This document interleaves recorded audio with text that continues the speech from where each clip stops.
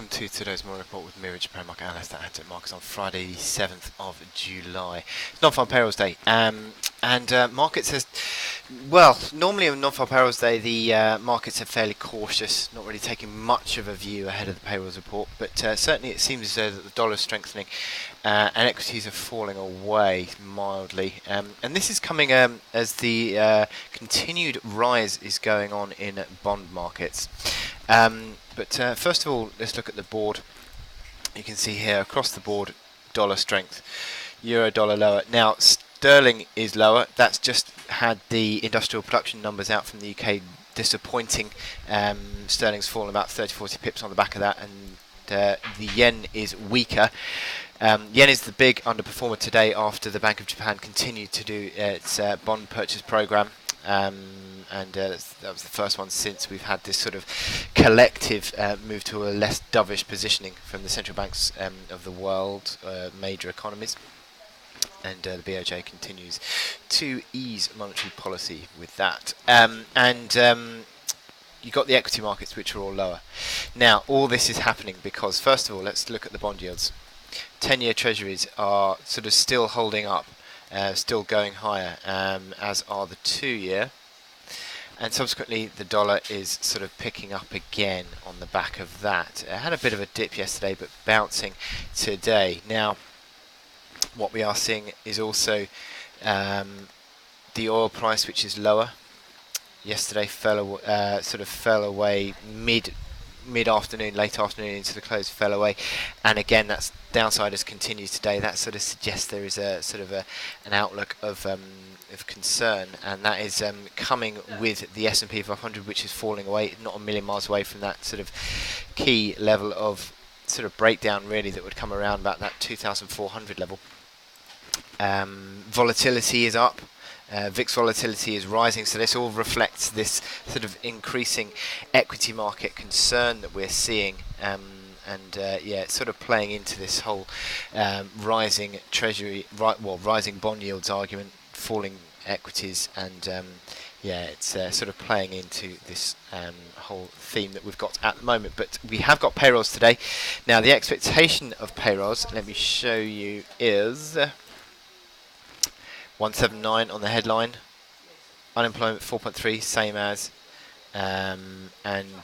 average hourly earnings 0.3. That would be interesting. That would be the one to watch. And underemployment, I think, is also another one to watch. Now, let me show you the that on our charts with non-farm payrolls. Headline: if it sort of is 179, that would be above the 6-month average actually, but what you are seeing is a trend lower on payrolls generally. That is not to be unexpected, considering we're sort of approaching levels of, I suppose, full employment in the States.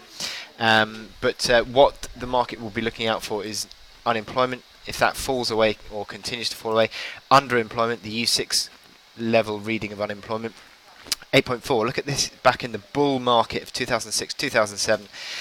The lowest it got to was 7.9, but generally between sort of 8 to 8.5 was that underemployment. So it's not a million miles away from the levels it was during the peak of the bull market in 2000s.